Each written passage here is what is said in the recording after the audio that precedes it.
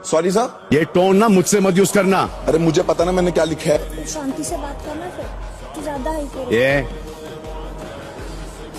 Sir मैं आपसे sir एक मिनट सर आपसे मैंने उस तरीके से तू ना 2 मिनट ये सर आप you keep your voice down.